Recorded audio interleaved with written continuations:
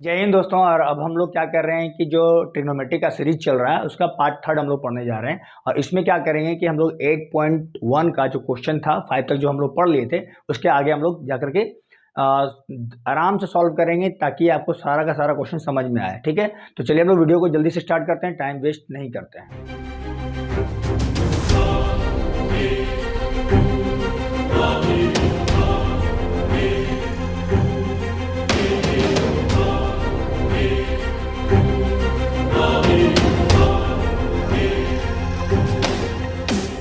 क्या करेंगे, question number 6 को आराम से देखते हैं और समझते हैं कि क्वेश्चन नंबर 6 कैसे बनेगा। इसमें बोला गया कि cos A equal to cos B है, किसमें, एक ट्रायंगल में। ट्रायंगल कैसा है, तो ट्रायंगल एंगल A और एंगल B जो है उसका वो एक्यूट एंगल है और एंगल A बराबर एंगल B आपको प्रूव करना है। ये क्वेश्चन बोल रहा हूं हम लोगों को, यानी कि क्वेश्चन नंबर 6 8.1 का है। तो चलिए एक ट्रायंगल बना लें हम लोग। ट्रायंगल अगर बनाएंगे तो क्या हो जाएगा, ABC होगा, इसमें A B और C ये दोनों एंगल जो होगा वो एक्यूट एंगल होगा। ये पहले ही क्वेश्चन में बोल दिया। तो इसका मतलब क्या करें, एक परपेंडिकुलर खींच लें यहाँ पे लाइन, इसका नाम दे दें हम लोग D। ठीक है, अब परपेंडिकुलर है तो ये क्या हो जाएगा आपका 90 डिग्री तो होगा ही। यहाँ पे हम लोग शो कर देंगे आराम से ताकि आपको समझ में आए कि ये क्या हो जाएगा, एक राइट एंगल ट्रायंगल। इधर वाला भी क्या हो गया, राइट एंगल ट्रायंगल हो गया। अब समझिए बोला क्या है कि कॉस ये दिया हुआ है ना, अगर लिखे इफ, है ना, यदि ऐसा है और ये भी है तो इसमें हमको ये प्रूफ करना है। तो चलिए क्या करते हैं हम लोग, cos A, तो cos A यानी cos थीटा बराबर क्या होता है, B/H होता है। ठीक है, तो A किस में है, तो इस ट्रायंगल में है, तो B/H यानी क्या, चलिए पहले B/H लिख ही ले, है ना। तो B कौन सा हो जाएगा, AD। ठीक है, और H कौन सा हो जाएगा, AC हो जाएगा। ठीक है, अब क्या करेंगे कि cos B को देख लेते हैं। तो cos B बराबर भी क्या होगा, B/H ही होगा, बस यहाँ पे एंगल B है तो उसके सामने वाला P है, तो यहाँ इसका बेस क्या हो जाएगा, BD हो जाएगा। तो यहाँ पे क्या करेंगे, BD। ठीक है, और इसका जो हाइपोटेनस होगा वो क्या हो जाएगा, BC हो जाएगा। तो इसका हाइपोटेनस हम लोग क्या कर रहे हैं, BC लिख दिए। अब यहाँ पे क्वेश्चन तो पहले बोले दोनों बराबर है, तो दिया होता गिवन में लिखे या फिर इफ ऐसा दिया हुआ था, उसके बाद हम लोग सॉल्व कर रहे थे। तो दोनों इक्वल है, इसका मतलब क्या करेंगे हम लोग, अकॉर्डिंग टू क्वेश्चन क्या मिल जाएगा हम लोग को कि AD/AC और इक्वल टू BD/BC। अब इसको क्या करेंगे कि BD को क्या करेंगे, नीचे ले आएंगे। ठीक है, क्या हो जाएगा, यहाँ पे AD/ये BD को नीचे ले आए और AC को ऊपर लेके चले जाएंगे। ठीक है, AC/BC, और इसको इक्वल टू में हम लोग क्या लिख देंगे, K लिख देंगे। आपको पता है कि इससे पहले हम लोग एग्जाम्पल में भी क्वेश्चन बनाया है इसका ऐसा। ठीक है, तो इसमें क्या हो जाएगा कि अगर हम लोग AD/BD को K लिख दें तो यहाँ पे क्या हो जाएगा, इससे हमको क्या मिल जाएगा कि AD जो हो जाएगा ना वो इक्वल हो जाएगा किसका, KBD का।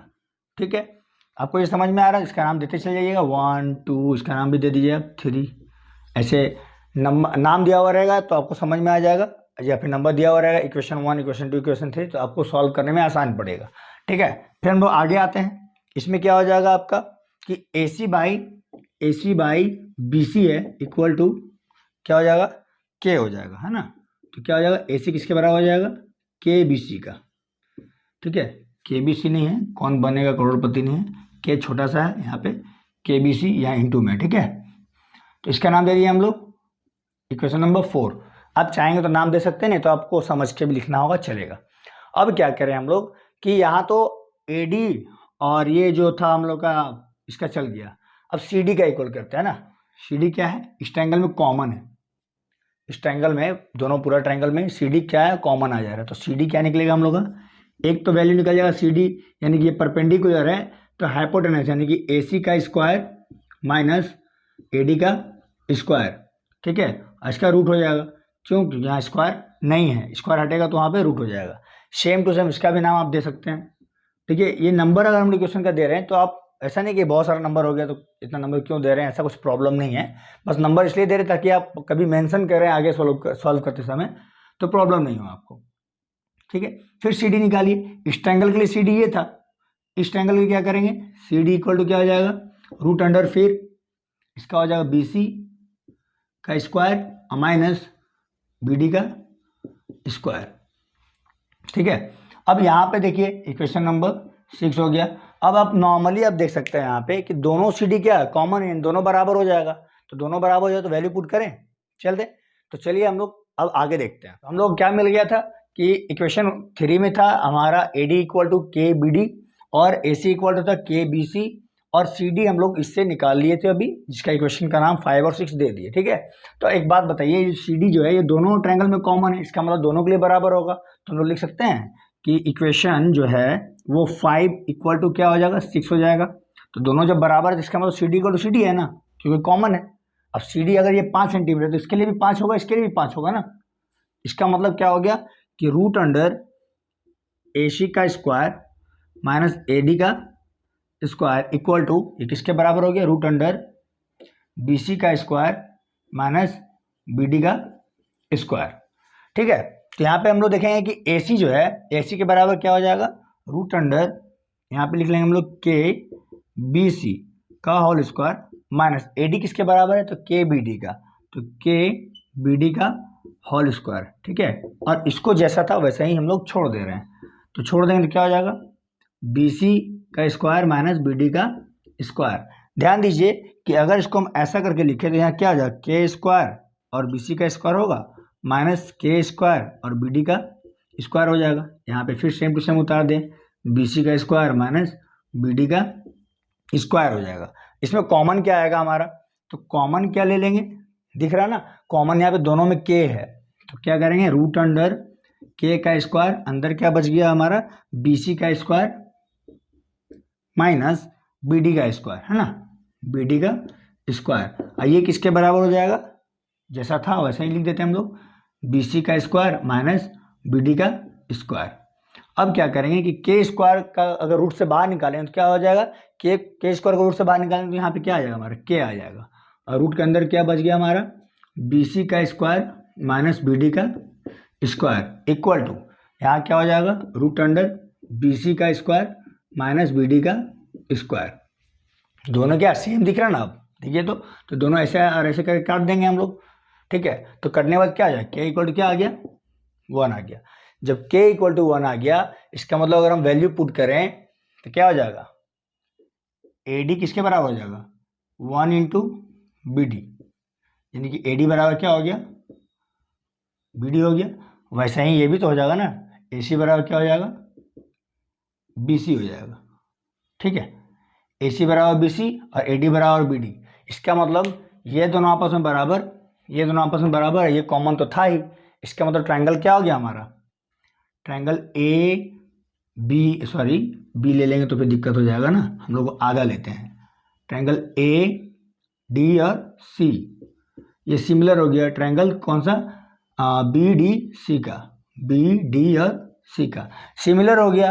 किससे हो गया भाई, तो S तीनों साइड से हो गया ना। तो जब सिमिलर हो गया तो हमको पता है कि जब कोई भी ट्रायंगल दो को सिमिलर हो जाता है ना, तो उसका एंगल सारा क्या होता है, आपस में बराबर होता है। Angle A equal to angle B हो जाएगा, angle A equal to angle B। अब यही प्रूफ करने के लिए बोला गया था ना हम लोगों को, जब ये प्रूफ करने के लिए बोल दिया गया था, इसीलिए हम लोग को ये मिल गया किससे, CP/CT से। अब चाहेंगे तो डायरेक्ट यहाँ पे ये लिख देंगे कि ये हो गया बाई CP/CT, क्योंकि जो ट्रायंगल अगर सिमिलर हो जाए तो वो क्या होता है, सिमिलर हो जाता है, तो कोई भी एंगल, साइड हो या एंगल हो, सब आपस में बराबर हो जाता है। तो उम्मीद करते हैं कि क्वेश्चन नंबर 6 आपको अच्छे समझ में आया होगा, क्योंकि थोड़ा सा डिफिकल्ट लग रहा था, लेकिन हम बारीकी से आपको समझा दिए। आप नोट्स में अच्छे से बना लीजिएगा, ठीक है। नहीं बनाइए तो फिर भूल जाइएगा, तो वीडियो को फिर आगे पीछे करना होगा। चलिए क्वेश्चन नंबर हम लोग 7 में चलते हैं। हम लोग क्वेश्चन नंबर 7 को देखते हैं। क्वेश्चन नंबर 7 काफ़ी इजी है। अगर आपको ट्रिग्नोमेट्रिक रेशियो का अगर P/H B/H इस सारा याद है आपको, तो ये बहुत ही इजीली बनने वाला है हम लोग को। देखिए यहाँ पे क्या करते हैं हम लोग, सबसे पहले क्या करते हैं कि यहाँ दिया हुआ cot थीटा इक्वल टू 7/8 दिया हुआ है, ठीक है। तो यहाँ पे cot थीटा इक्वल टू क्या जानते हैं हम लोग, B/P जानते हैं, क्योंकि tan का P/B होता है तो cot का B/P होता है। आप उससे याद कर सकते हैं, पंडित भोला प्रसाद हरिहरी बोल से आप याद कर सकते हैं। तो यहाँ क्या हो गया, P का मतलब क्या हो गया, P हो गया आपका 7 और B हो गया आपका, है ना, ये सामने क्या होगा, चलिए सामने लिख देंगे तो समझ में आएगा, 7/8 हो गया। तो B कोड क्या हो गया आपका 7 और P कोड क्या हो गया आपका 8। तो H निकालना है हम लोग को, तो H इक्वल टू क्या हो जाएगा, H equal to root under P का स्क्वायर प्लस B का स्क्वायर। तो P का स्क्वायर कितना होगा, 8 का स्क्वायर और प्लस बी का स्क्वायर क्या हो गया, 7 का स्क्वायर, उसका भी रूट अंडर। तो h बराबर क्या हो गया, ध्यान से देखते जाइएगा, समझ में आ जाएगा। ये हो गया 64 और ये हो गया 49, ठीक है। तो इसका वैल्यू आप निकाल लीजिए आराम से। इसका क्या हो जाएगा, दोनों को जोड़ देंगे क्या हो जाएगा 113, यानी कि h का वैल्यू क्या आ गया आपका रूट अंडर 113। 113 किसी का स्क्वायर रूट है ही नहीं, तो इसको हम ऐसे ही छोड़ देते हैं, ठीक है। यानी कि अब हमको जरूरत क्या क्या चीज़ का है, कॉट तो कॉट है ही यहाँ पे, साइन और कॉस का जरूरत है, और कोई भी ट्रिग्नोमेट्रिक रेशियो की जरूरत नहीं है। तो हम लोग क्या करेंगे कि साइन थीटा बराबर लिख लेंगे। साइन थीटा बराबर क्या होता है, पी बाई एच होता है। तो पी कितना है, तो पी आप ढूंढ लीजिए, यहाँ पे देखिए 8, और एच कितना है, तो एच हमारा जो आया 113। और कॉस थीटा बराबर क्या हो जाएगा आपका, कॉस थीटा बराबर हो जाएगा बी बाई एच, यानी कि बी और एच, ठीक है। ये बच्चा तरह नहीं लिख रहे हैं, है ना। यहाँ पे क्या हो जाएगा आपका 8 बाई रूट अंडर 113। बी कितना है, तो बी देखिए यहाँ पे 7 है आपका, और बाई रूट अंडर 113 हो गया। ये आपका साइन और कॉस आपका मिल गया। अब क्या करेंगे कि क्वेश्चन नंबर 1 को सॉल्व करेंगे, ठीक है। इतना समझ में आ गया, आप नोट करते जाइएगा। अब इसको समझिए।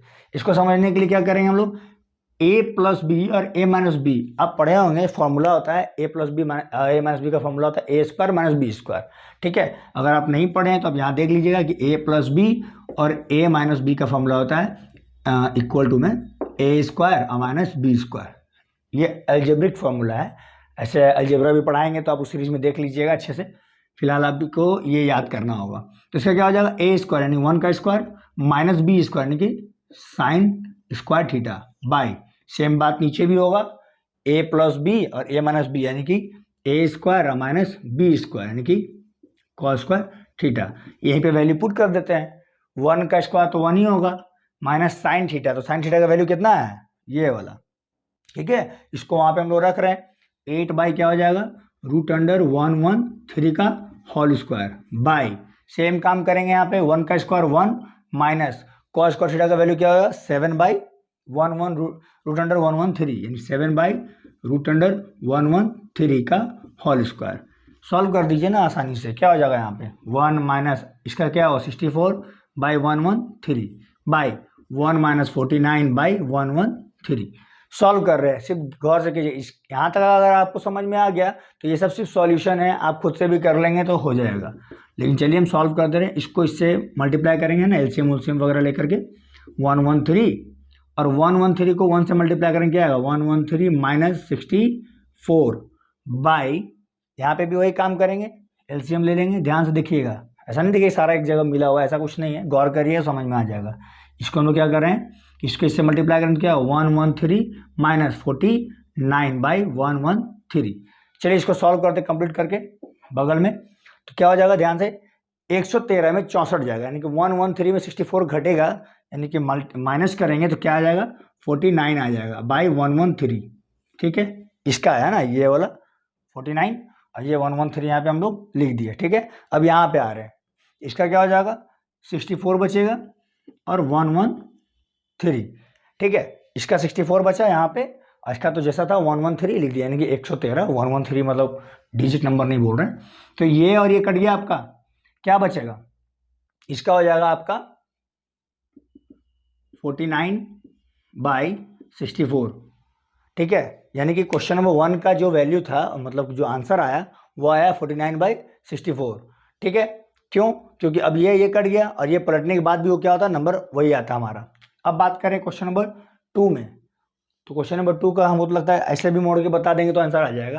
क्यों, क्योंकि कोड का वैल्यू कितना था हमारा, कोड का था 7/8, तो यहाँ कर देंगे ना क्वेश्चन नंबर 2 कोड स्क्वायर यानी कि 7/8 का, अच्छा लिख देते हैं, दुखी हो जाइएगा आप लोग फिर, कोड स्क्वायर थीटा यानी कोड का कितना 7/8 का होल स्क्वायर यानी कितना हो गया 49/64, ये आंसर हो गया। तो वो तो मतलब वो खेलते हैं ना हम लोग दूध भात वाला कहानी हो गया यहाँ पे। तो ये आपका सारा, ये थोड़ा सा बनाना पड़ा, सॉल्व करना पड़ा, तो वो बहुत इजी था। ये आपका आंसर आ गया, ये कैसे निकाले आप देख लिए होंगे। तो उम्मीद कर रहे हैं कि ये क्वेश्चन भी आपको अच्छे से समझ में आया होगा।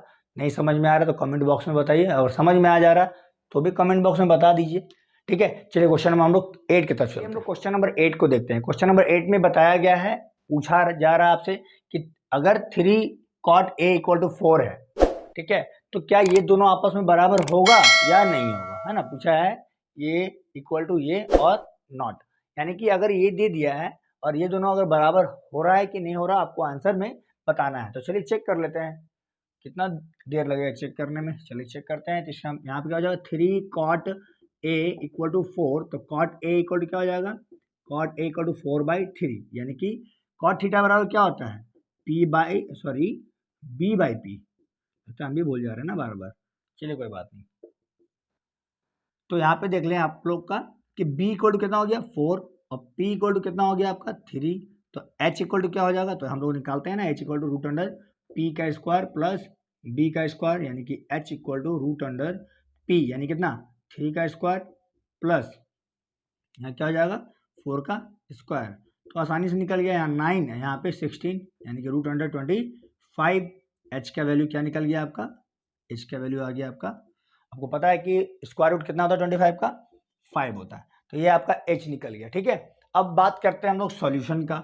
तो इधर LHS इधर है RHS, चलिए बारी बारी सॉल्व कर लेते हैं। LHS में क्या है हमारा, LHS में है 1 माइनस टेन स्क्वायर थीटा, तो 10 का वैल्यू क्या होता है b/h होता है ना, तो यहीं पे हम लोग लिख लेते हैं 1 माइनस टेन थीटा बराबर क्या होता है b/, सही में भूल जा रहे हैं ना बार बार, कोई बात नहीं, याद आ गया। यहाँ पे क्या कर ले हम लोग p/b का होल स्क्वायर, यहाँ पे भी वही करते हैं 1 प्लस p/b का होल स्क्वायर, क्योंकि कॉट का क्या होता है b/p और 10 का क्या हो जा रहा p/b। ठीक है, तो इसको सॉल्व कर देते हैं। 1 माइनस p का वैल्यू कितना था हमारा, तो p का वैल्यू था हमारा 3/4 का होल स्क्वायर माइनस 1 प्लस फिर वही 3/4 का होल स्क्वायर, सॉल्व करते जा रहे हैं, देखते जाइए। 1 माइनस 9/16 बाई 1 प्लस 9/16, ऐसे हम चाहते तो इसको भी सॉल्व करके बना सकते थे, लेकिन चलिए उतना लंबा चौड़ा जाने से अच्छा कि वैल्यू पुट कर दें। यहाँ क्या हो जाएगा 16, है ना, एलसीएम लेंगे तो 16 16 माइनस 9/16 बाई यहाँ क्या हो जाएगा 16 प्लस 9/16। ठीक है, तो ये हो गया आपका। अब देखते हैं हम लोग क्या कर रहे हैं कि इसको सॉल्व कर करके यहाँ पे लिख देते हैं, घटेगा तो क्या हो जाएगा 16 में से 9 जाएगा, कितना बचेगा 7/16 था। उसके बाद फिर यहाँ पे 25/16, तो ये और ये कट गया, क्या बच गया आपका, बच गया यहाँ पे 7/25, ये आ गया आपका LHS। ठीक है, तो चलिए हम लोग बारीकी से RHS को भी चेक कर लेते हैं। हम लोग क्या करेंगे RHS को देखेंगे, तो RHS को भी सेम वैल्यू से ही सॉल्व करना है। ठीक है, तो यहाँ लिख देंगे हम लोग क्या, पहले इसको लाइन खींच देते हैं, ऐसे लाइन खींच दिए तो आपको समझ में आएगा। यहाँ ये है RHS, RHS में क्या है कॉस्ट A, यानी कॉस्ट थीटा का वैल्यू क्या होता है, तो कॉस्ट थीटा बराबर होता है b/h। ठीक है, तो b कितना था हमारा, b था 4। ठीक है, पहले लिख ही लेते हैं फिर से RHS को, cos square A minus sine square A। ठीक है, यहाँ पे सॉल्व करें, कॉस यानी b/h, तो b हमारा था यहाँ पे 4, तो यहाँ लिख लिए 4/h, कितना निकला हमारा, तो h आपको पहले से पता है, यहाँ पे जो निकाले थे वो 5 का होल स्क्वायर माइनस साइन क्या होता है p/h, साइन तो पहले ही नंबर में था तो याद रहता है p/h, यानी 3/5 का होल स्क्वायर। ठीक है, तो यहाँ पे लिख दीजिए 16/25 माइनस 9/25, एलसीएम ले लेंगे तो क्या हो जाएगा 25, ऊपर क्या हो जाएगा सेम था, तो यहाँ 16 माइनस 9 बचिए क्या 7/25। तो देखिए LHS और RHS बराबर हो गया, तो अब क्या करेंगे LHS इक्वल टू RHS लिख देंगे और लिख देंगे कि यस बोथ आर इक्वल, यानी दोनों बराबर है। ठीक है, तो उम्मीद है कि क्वेश्चन नंबर 8 भी आपको अच्छे से समझ में आ गया होगा। अब हम लोग क्या करते हैं क्वेश्चन नंबर 9 की तरफ चलते हैं। हम लोग क्वेश्चन नंबर 9 को बारीकी से देखते हैं और समझते हैं कि क्वेश्चन नंबर 9 क्या बोल रहा है। एक ट्रायंगल है ABC और राइट एंगल एट B, जो कि हम लोग यहाँ पे फिगर बना लिए हैं। अब क्या है कि B पे 90 डिग्री है, तो एंगल A और एंगल C अलग अलग एक्यूट एंगल होगा, तो अगर एंगल C लेंगे तो सामने वाला P, अगर एंगल A लेंगे तो इसका सामने वाला P हो जाएगा। ये तो आपका हाइपोटेनस होगा, ये जो AC लिखा हुआ है वो आपका हाइपोटेनस होगा, और बाकी जो होगा वो एक्सचेंज होता रहेगा P में और B में। चलिए हम लोग बात करते हैं पहले इधर का 10A, तो 10A इक्वल टू क्या दिया हुआ है, तो 10A इक्वल टू होता है P/B, इसका मतलब P का वैल्यू हो गया 1 और B का वैल्यू हो गया आपका √3। तो हम लोग H का वैल्यू निकाल लेना, रूट अंडर क्या हो जाएगा आपका p का स्क्वायर प्लस b का स्क्वायर। ठीक है, तो p और b पता है, हम लोग h निकाल रहे हैं। h का वैल्यू क्या हो जाएगा, p का यानी कि 1 का स्क्वायर और प्लस b का यानी रूट अंडर 3 का स्क्वायर। चलिए 1 का स्क्वायर 1 और रूट 3 का स्क्वायर 3, रूट अंडर क्या हो जाएगा 4, h का वैल्यू हो जाएगा आपका 2, यानी कि h का जो वैल्यू हुआ, अब देखिए यहाँ पे प्लस माइनस 2 होता है, लेकिन हम जनरली यहाँ पे वैल्यू सिर्फ इसका पॉजिटिव वैल्यू ले रहे हैं। ठीक है, अब h पता हो गया, p और b पता हो गया, तो इससे आप क्या करेंगे, साइन a निकाल लेंगे। इसका मतलब यहाँ जो मिला वो a के भरोसे मिला, क्योंकि एंगल क्या था, a था, तो सामने वाला p होगा, यानी कि bc कितना हो गया, यहाँ पे bc हो गया 1। ध्यान से समझिएगा ये बात, क्योंकि गड़बड़ हुआ तो आपका आंसर नहीं मिलने वाला। यानी कि tan a था, यानी थीटा यहाँ पे a था, और a के सामने वाला क्या होता है, p होता है, यानी bc कितना हो गया 1, क्योंकि इसका p कितना था 1 था। ठीक है, अब क्या करेंगे हम लोग, ab कितना था हमारा, तो ab था रूट अंडर 3, और ac कितना निकल गया, अभी हमारा निकल गया 2। अब जब आपका ये वैल्यू मिल गया है तो आप सारा वैल्यू आराम से सॉल्व कर लीजिएगा। ठीक है, तो चलिए पहले यहीं पे सॉल्व कर लेते हैं, अलग अलग वैल्यू निकाल लेते हैं। साइन ए, ठीक है, तो साइन ए क्या होगा, देखिए इसका भी लाइन हम खींच दे रहे हैं तो बोलेंगे कि कहाँ से क्या क्या लिख दिए। साइन ए इक्वल टू क्या हो जाएगा, तो इसका होता है साइन ए का पी बाई एच, तो ए का सेम है ना, तो पी बाई एच क्या हो जाएगा, साइन ए का पी बाई एच यानी बी सी बाई ए सी, यानी साइन ए का वैल्यू क्या हो गया आपका, बी सी कितना है आपका, बी सी का वैल्यू हो गया देखिए 1, और एच कितना हो गया 2। ठीक है, उसके बाद क्या करेंगे, कॉस ए का वैल्यू निकालेंगे, तो कॉस ए का वैल्यू क्या हो जाएगा, बी बाई एच, यानी क्या हो जाएगा ए बी बाई ए सी। तो ए बी कितना था हमारा, ए बी का वैल्यू था आपका ये रूट अंडर 3, तो रूट 3 बाई 2, ये हो गया आपका कॉस ए। साइन ए और कॉस ए निकल गया, अब साइन सी और कॉस से निकालना है हम लोग को। ठीक है, तो चलिए साइन से निकाल लें। साइन सी इक्वल क्या हो जाएगा, तो सी ए है ना, तो उसके सामने वाला क्या हो जाएगा, पी हो जाएगा, यानी कि पी बाई एच, यानी कि ए बी बाई क्या हो जाएगा ए सी। एच का वैल्यू क्या हो जाएगा रूट अंडर 3 बाई 2, और कॉस सी का अगर वैल्यू बोले तो क्या हो जाएगा बी बाई एच। अब सी यहाँ पे था तो बी कौन सा हो जाएगा इसका, पी ए था, तो बी ए बेस वाला हो जाएगा, यानी कि बी सी बाई ए सी, और बी सी क्या था हमारा 1, और ए सी कितना था 2। तो आप ध्यान से देखिए, सबका वैल्यू आपको अलग अलग मिल गया। ठीक है, तो चलिए हम लोग इसको अब क्वेश्चन को सॉल्व करके आंसर डायरेक्ट ले आते हैं। ठीक है ना, चलिए अब उसके आगे हम लोग क्या करते हैं कि सॉल्व करते हैं। इसमें हम लोग sign A, cos A, sign सी और कॉस सी का वैल्यू हम लोग को मिल चुका है। अब हम लोग क्या करेंगे, इसे वैल्यू पुट करके क्या निकालेंगे। तो क्वेश्चन नंबर 1 में था साइन ए, तो लिखते हैं sign A cos C plus cos A sign सी। ठीक है, तो इसका वैल्यू पुट कर दीजिए। साइन ए कितना है, तो देखिए यहाँ पे साइन है 1/2 इंटू कॉस सी कितना है, तो कॉस सी है 1/2 प्लस कॉस ए कितना है, तो रूट 3/2 और इंटू साइन सी कितना है, तो रूट 3/2। देखिए वैल्यू लिखने के बाद तुरंत सॉल्व हो जा रहा है, इसलिए वैल्यू आप निकाल लेंगे तो और आपके लिए आसान हो जाएगा। तो इसका हो जाएगा 1/4 प्लस रूट 3/4, दोनों को अगर हम लोग क्या करेंगे, सॉरी रूट थ्री क्या हो जाएगा 3 हो जाएगा। ठीक है ना, रूट 3 को रूट 3 से मल्टीप्लाई करते हैं तो उसका वैल्यू क्या होता है 3 होता है। तो दोनों का एलसीएम 4, और 1 + 3 क्या होगा 4, तो वैल्यू कट जाने के बाद क्या आएगा 1। क्वेश्चन नंबर 1 का वैल्यू क्या आ गया 1 आ गया। चलिए 2 में सॉल्व करते हैं।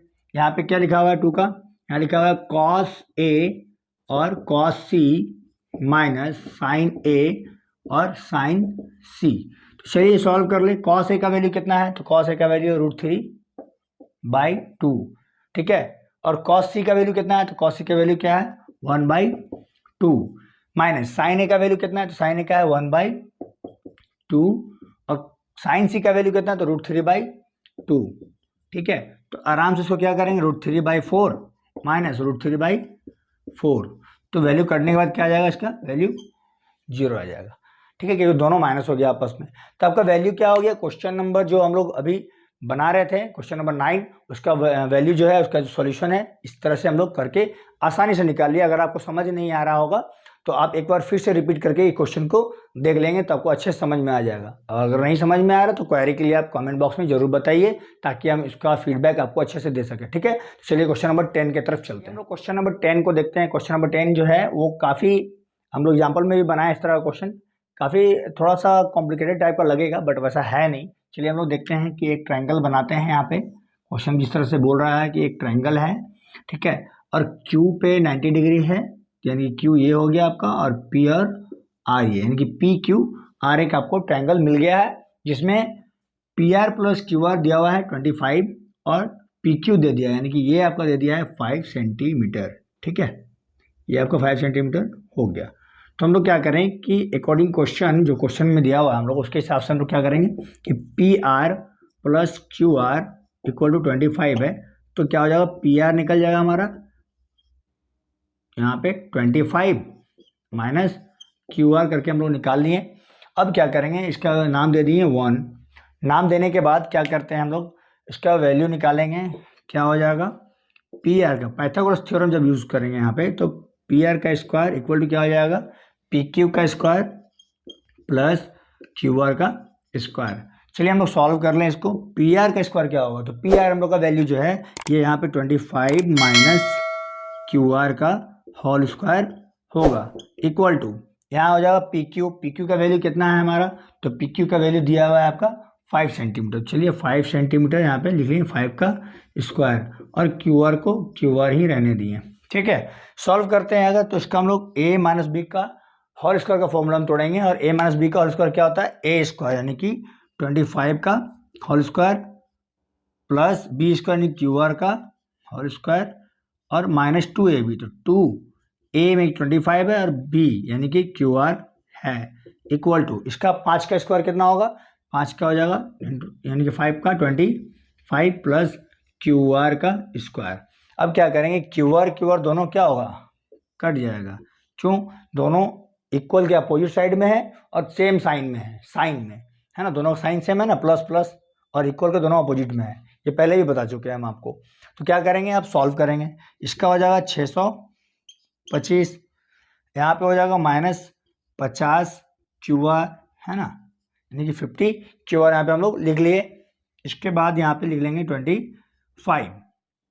सॉल्व करने जाएंगे तो सॉल्यूशन में हम लोग ध्यान से समझिए पहले कि जो ये निकला है वैल्यू, इससे आपका क्यू आर का वैल्यू निकल जाएगा, ठीक है। तो चलिए हम लोग अच्छे से देखते हैं क्यू आर का वैल्यू किस तरह से निकालते हैं। तो हम लोग इसको क्या कर रहे हैं कि इसको सॉल्व करके क्यू आर का वैल्यू निकाल रहे हैं, और यहाँ पे क्या हो जाएगा कि 625 ये जो वैल्यू है यहाँ पे हम लोग लिख दिए, और इसको जो है 25 को उधर से इधर लेके आएंगे, यानी इक्वल से इधर लेके आएंगे तो क्या हो जाएगा, -25 हो जाएगा, 28 नहीं है ना, 25 है, इक्वल टू ये पूरा माइनस में है तो उधर जाकर क्या हो जाएगा, प्लस में हो जाएगा, यहाँ पर 50 क्यू आर लिख देंगे हम लोग, ठीक है।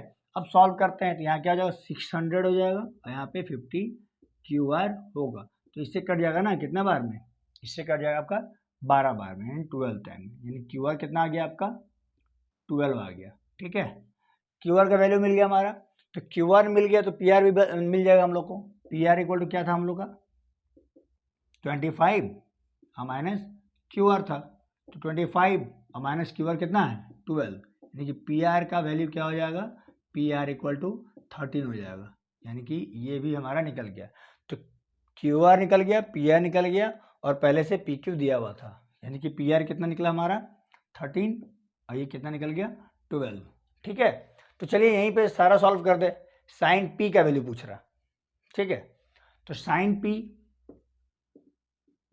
यानी कि पी बाई एच, ठीक है। तो पी कौन सा होगा, साइन पी के लिए, पी थीटा यहाँ पे, तो पी के लिए पी हो जाएगा क्यू आर, इसका हो जाएगा क्यू आर, अब बाई एच तो कंफर्म है कि पी आर ही होगा, तो साइन पी का वैल्यू हो गया आपका, साइन पी का वैल्यू हो जाएगा क्यू आर, यानी कि कितना आपका 12, और पी आर यानी 13, ठीक है। तो साइन पी का वैल्यू निकल गया। अब क्या करेंगे हम लोग, कॉस पी का वैल्यू निकालेंगे, तो कॉस पी के लिए क्या हो जाएगा, बी बाई एच, ठीक है। तो कॉस पी के लिए बी कौन सा हो जाएगा, पी क्यू हो जाएगा, क्योंकि ये सामने वाला क्या था, पी था, तो ये हो गया बी, तो इसका लिखेंगे P Q by P R, ठीक है। तो कॉस पी का वैल्यू क्या आ गया हमारा, पी क्यू कितना 5, और पी आर कितना हमारा, तो पी आर है 13। चलिए यानी कि ये वैल्यू हो गया और ये वैल्यू हो गया। अब बचा हमारा लास्ट टेन पी, तो टेन पी का फॉर्मूला क्या होता है, टेन थीटा बराबर पी बाई बी होता है, ठीक है। तो टेन पी इक्वल हो जाएगा पी बाई बी ना, तो सामने वाला पी और ये वाला बी, इसका मतलब Q R by P Q. तो टेन पी का वैल्यू क्या हो गया आपका क्यू आर कितना हो गया हमारा 12 और पी क्यू कितना हो गया 5, यानी कि 10p का ही वैल्यू हो गया, यानी कि हमारा साइन पी कॉस पी और 10p का भी वैल्यू आसानी से निकल गया। और बारीकी से समझा के आपको बनाए मतलब बताए हैं ताकि आपको अच्छे से समझ में आए और नोट्स भी बना सके।